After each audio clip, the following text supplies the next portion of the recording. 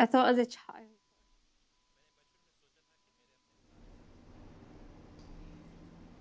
Je pensais qu'enfant, en grandissant, j'avais une relation solide avec mon Dieu. Alors je pensais qu'il me guiderait toujours, vous savez, qu'il me guiderait toujours vers le bon chemin. Et maintenant, j'ai 26 ans, je découvre que ce en quoi j'ai grandi en croyant n'était pas la vérité. Assalamu alaikum, et je suis Asma Rana, et, et voici mon histoire pour le God Summit. En grandissant en tant que musulmane sunnite, je dirais sans paraître arrogante que j'avais une forte relation avec Dieu. Notre maison était à quelques pas de la mosquée, qui est devenue une partie centrale de ma vie. Et je posais d'innombrables questions à l'imam de la mosquée, la mosquée que je fréquentais petit. Environ en mars 2020, c'est à ce moment-là que j'ai déménagé en Géorgie pour poursuivre mes études en médecine. Et c'est à ce moment-là que je me suis introduit à l'islam ahmadiyya. Quand je suis arrivé en Géorgie, mon groupe, nous étions assignés un étudiant en médecine de dernière année qui va nous aider dans nos études et aussi de nous installer dans le pays. Cette personne non seulement m'a aidé sur le plan académique, mais m'a également engagé dans des discussions profondes sur l'islam. Une conversation particulière dont je me souviens portait sur la mort de Isa alayhi salam. Cette réalisation m'a en quelque sorte obligé à remettre tout en question, à tout remettre en question, absolument tout ce que je croyais et ce qu'on m'avait enseigné sur l'islam. Mon, gentiment, celui qui était en charge m'a gentiment partagé quelques livres avec moi. Les deux livres, c'était Jésus en Inde et La philosophie des enseignements de l'islam. Et cela m'a vraiment ému sur le plan émotionnel et spirituel. Et je me souviens avoir lu ces livres et avoir pensé, ces livres ne peuvent pas avoir été écrits par une personne ordinaire. Cela doit être quelqu'un de très proche de Dieu.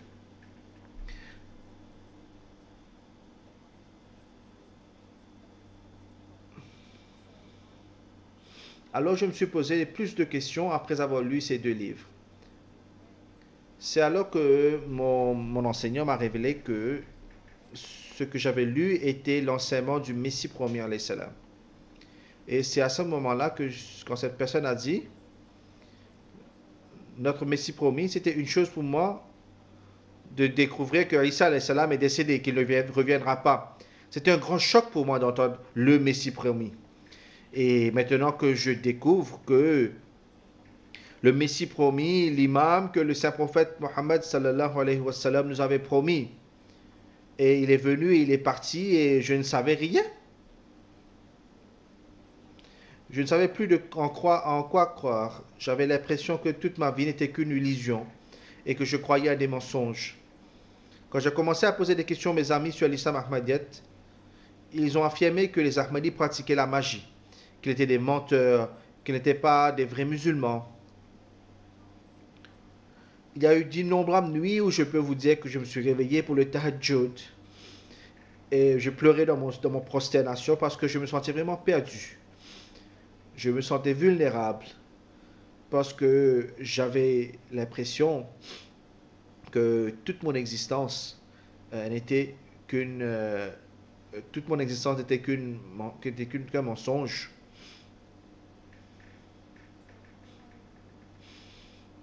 Alors en approfondissant mes recherches, en regardant les programmes de l'NTA, en écoutant Huzur, ma compréhension de l'Ahmadiyyat a augmenté. J'ai appris à propos des Khulafa du Messie promet salam.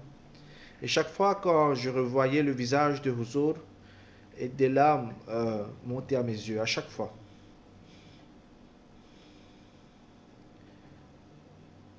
Et je regardais en pensant, comment cette personne pourrait-elle être un magicien? Ce n'est pas possible. Parce qu'on peut voir le nour de la lumière qui émane de son visage.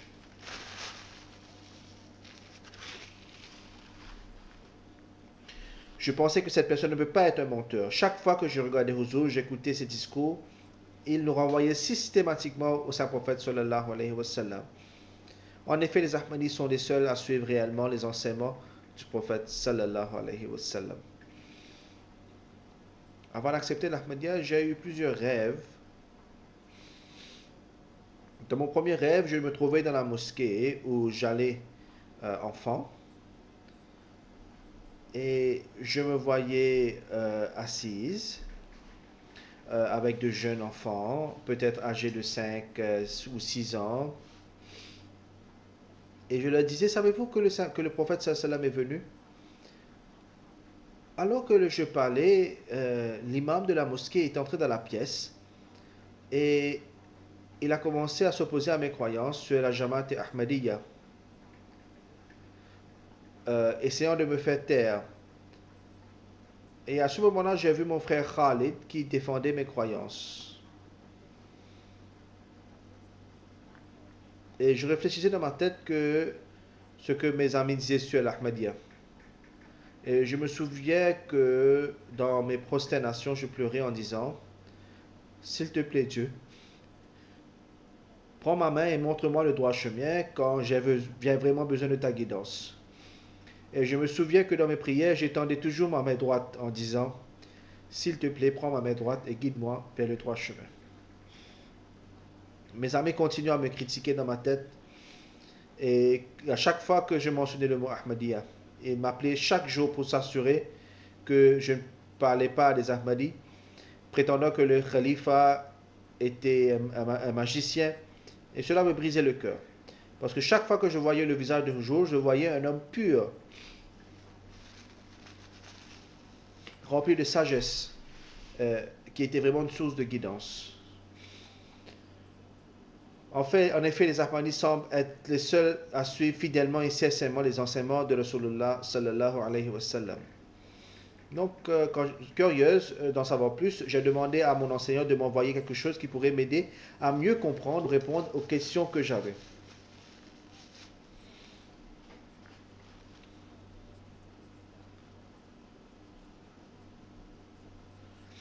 Donc, à cela, il m'a envoyé un livre appelé L'Arche de Noé. Et après avoir lu les preuves et les explications sur l'islam ahmadiyyate, j'étais bouche bée. Donc, au fil des jours, j'ai ressenti un vide dans mon cœur et une prise de conscience croissante que je devais embrasser la vérité. Je me souviens m'être enfermé dans ma chambre pendant de longues périodes, pleurant, demandant à Dieu de me guider, quand j'avais besoin de connaître la vérité. Et je pleurais, je disais à Dieu, Allah, s'il te plaît, guide-moi vers le droit chemin, car je ne veux pas être abandonné. Guide-moi, donne-moi ainsi une guidance. Et c'était comme si je voulais que Dieu apparaisse devant moi pour me dire, oui, c'est la vérité, voici ce que je veux pour toi. Et au fond de moi, c'est ce que j'attendais de Dieu. Je voulais qu'il apparaisse devant moi, qu'il prenne ma main et qu'il me dise, oui, c'est l'islam ahmadiyya qui est la vérité. C'est le véritable islam, c'est ce que tu dois suivre.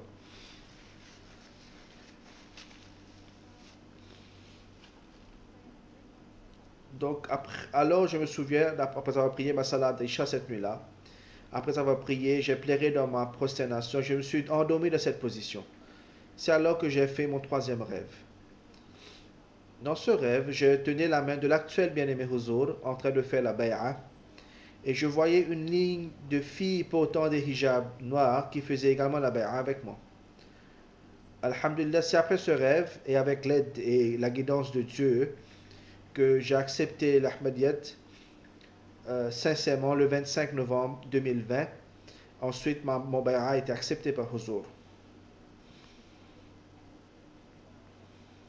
Avant de faire quoi que ce soit ou d'entreprendre une tâche, j'écris toujours une lettre à Huzur. Je sais qu'au fond de moi que mes prières seront exaucées. Parfois, j'ai seulement 5 minutes avant mon examen. Je prends le temps d'écrire rapidement une lettre à Huzur, même si ce n'est que 2 lignes. Huzur, c'est mon examen. S'il vous plaît, priez pour moi. Je sais que la lettre n'aura pas le temps d'atteindre Huzur physiquement, mais je sais qu'elle la veille. Et à chaque fois, absolument, à chaque fois, mes prières sont acceptées.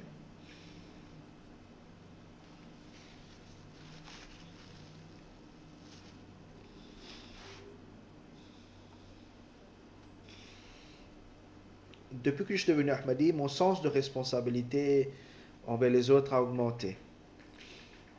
Par exemple, j'essaie de donner la sadqa aussi souvent que possible, alors qu'auparavant je ne le faisais que pendant le Ramadan. Et j'ai également eu le désir de lire le Coran avec compréhension.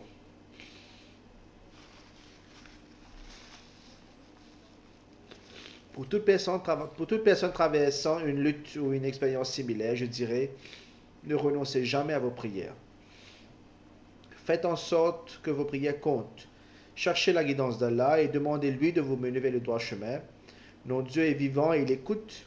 Alors ne renoncez jamais à vos prières. Elles sont votre lien direct avec Dieu.